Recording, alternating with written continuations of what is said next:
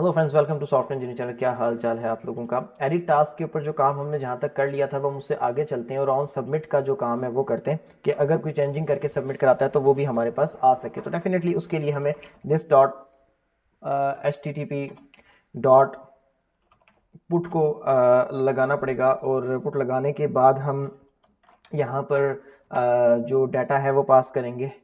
और I think so मैं कोई मिस्टेक कर रहा हूँ। पुट, ठीक है, हाँ सही है। अब इसके अंदर हम यहाँ पे डाटा डालेंगे और इसको हम यहाँ से आगे क्या करेंगे, सब्सक्राइब कर लेंगे और सब्सक्राइब करने के बाद हम इससे आगे चलेंगे।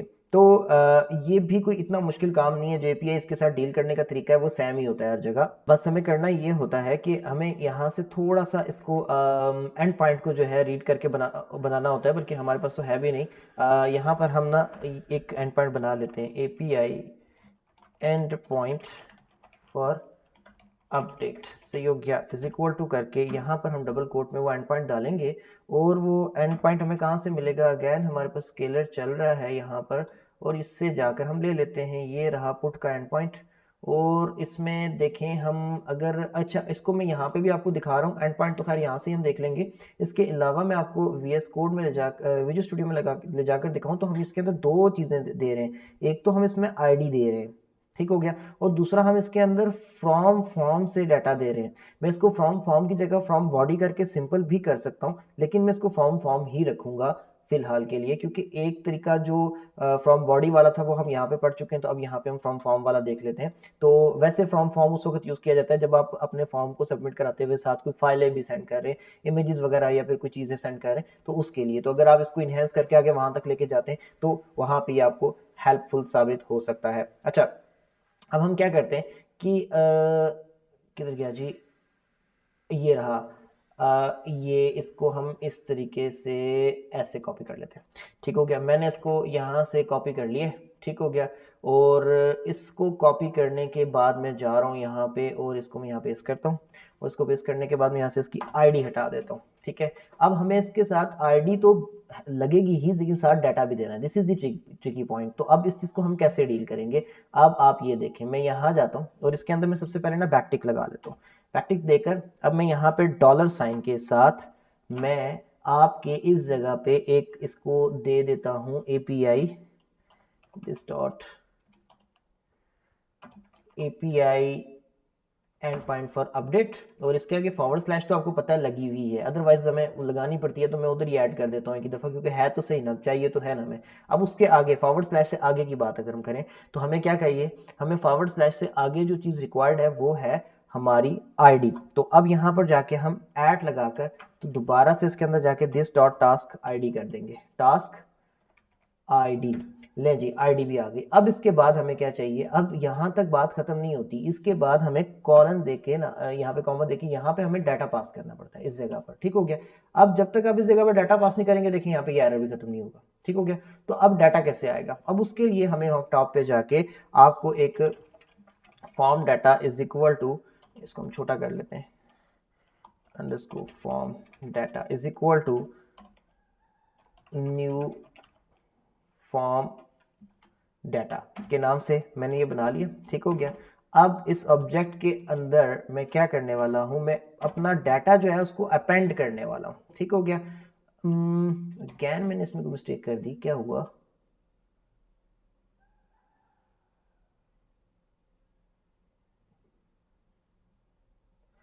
फॉर्म डाटा तो ठीक है,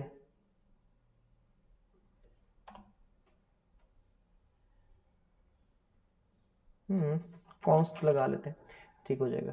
हाँ ठीक हो गया। अब इसके बाद हम यहाँ पर जाके क्या करते हैं कि अब हम इस फॉर्म डाटा के अंदर डाटा कैसे अपेंड करेंगे, ये देखें, form data dot append, append का फंक्शन चलाया और अपेंड के फंक्शन के अंदर अब मैंने क्या करना है कि जो है ना हमारा टाइटल, उस टाइटल के आगे हमने डाटा अपेंड करना है। अब वो डाटा कौन सा अपेंड करना है वो हम यहाँ पे देख लेते हैं, दिस डॉट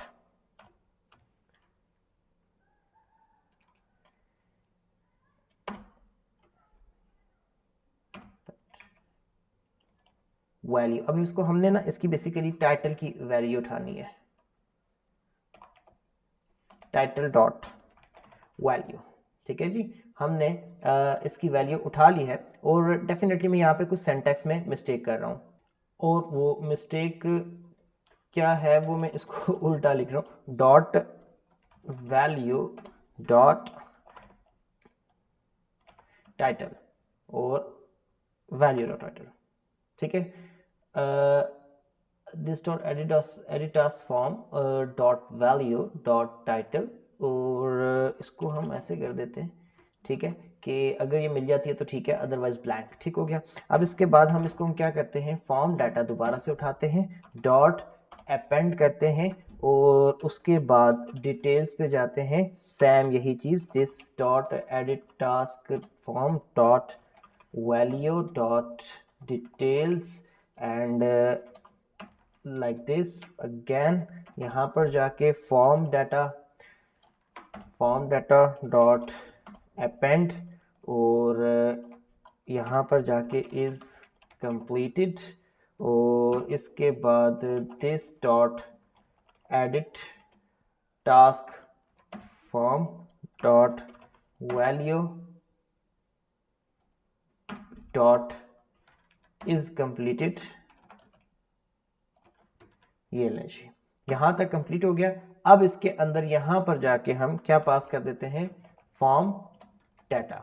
ये सब्सक्राइब और इसके अंदर यहाँ पे फॉर्म डाटा पास कर दिया। अब इसके अंदर आते हैं और एंगल ब्रैकेट्स खोलते हैं और एंगल ब्रैकेट्स खोलने के बाद हम इसके अंदर वही पुराना तरीका रिजल्ट को होल्ड करते हैं और यहाँ पे हम कंसोल डॉट लॉग करके और हम इसमें ये कह देते हैं डाटा अपडेटेड।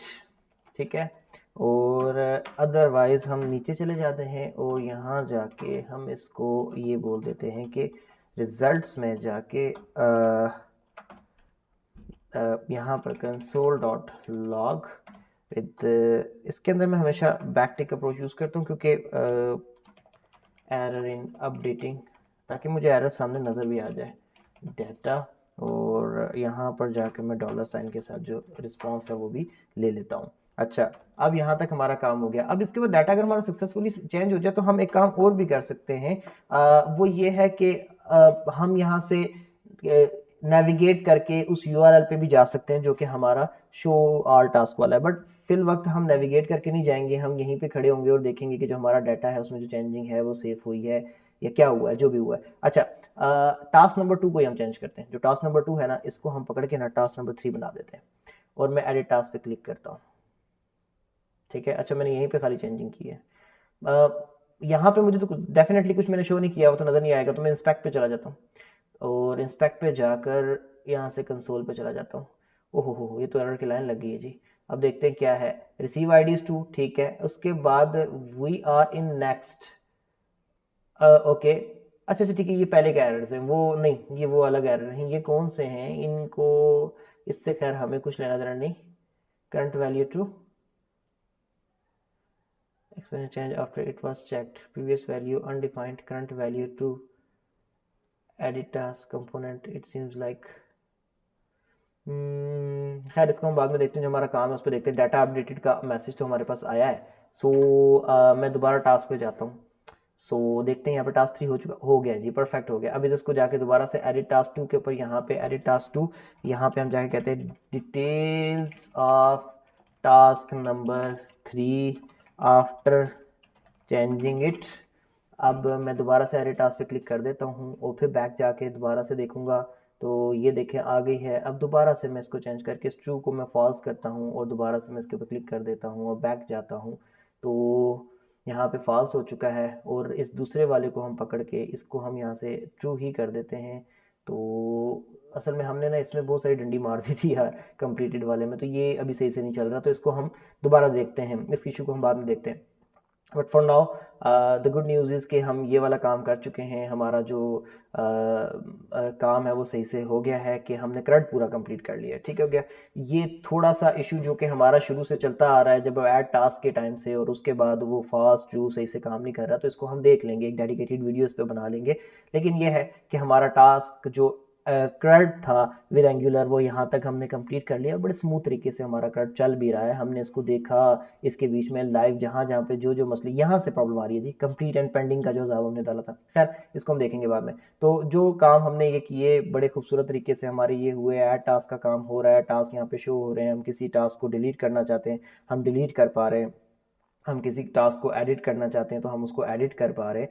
तो ये एक परफेक्ट काम है, और ये एक एंगुलर के ज़रिए हमने CRUD एप्लीकेशन एंड पॉइंट्स को कंज्यूम करके बना ली है। और मैंने बहुत ही ज़्यादा यहाँ तक जितना भी काम किया है उसको बहुत ही नेचुरल स्टाइल में रखा है, कोई बिला वजह के कॉस्मेटिक्स नहीं किए, और इस तरीके से वन गो में जाके आपको काम करके नहीं दिखाया जी इतना सिंपल है, ऐसे स्टार्ट किया, ऐसे किया, ऐसे कंप्लीट हो गया। डेफिनेटली प्रॉब्लम्स आते हैं यार, डेफिनेटली आपको चीज़ें करते हुए एरर्स आते हैं, ऐसी चीज़ें होती हैं जिसमें आप काम करते हुए भूल जाते हो कि ओ यार ये तो किया नहीं। मैं उन सब चीज़ों को एज इट इज़ लेके चला हूँ आपके सामने। और मैं अगर पर्सनली अपनी बात करूं तो मैं एक मेरा जो फोकस है, जो मेरा जो डोमेन है, वो मेरा बैकएंड है .NET के साथ। तो एंगुलर पे मैं एंगुलर को समझता हूँ, मैं एंगुलर को जानता हूँ, मैं एंगुलर पे काम करता हूँ, लेकिन एंगुलर मेरे फ्रिक्वेंटली यूज़ में नहीं रहती। तो इसकी वजह से डेफिनेटली अक्सर ऐसा होता है कि काम करते हुए सिंटैक्स माइंड से स्लिप हुआ करते हैं। मुझे पता है कि मुझे यहाँ पे क्या करना है, बट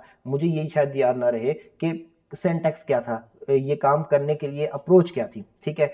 अब वो फ़ौरन मैं जाकर देख सकता हूँ, कहाँ से मैं गूगल कर सकता हूँ, मैं आजकल तो चैट जीपीटी कर सकता हूँ, ठीक है, मैं ग्रुप पे जाके चेक कर सकता हूँ जी। मैंने जब द पॉइंट इज कि मेरे पास डिफरेंट ऑप्शन है, but this thing doesn't matter, ये मैटर नहीं करता। जब आप काम करने लगोगे एंगुलर पे, फ्रिक्वेंटली काम कर रहे होगे, तो फिर वो चीज़ें आपके माइंड से स्लिप होना ख़त्म हो जाएंगी। लेकिन इनिशियली जब आप उसके ऊपर काम कभी कभार करते हो तो आपके माइंड में जस्ट कंसेप्ट रहेगा, चीज़ें स्लिप होंगी, ठीक है। और मेरे साथ होता है ये, क्योंकि मैं फ्रंट एंड पे बहुत कम काम करता हूँ विद एंगुलर, आती है जानता हूँ, लेकिन मेरा डोमेन बैक एंड रहता है, तो ये चीज़ें मेरे माइंड से स्लिप हो रही होती हैं।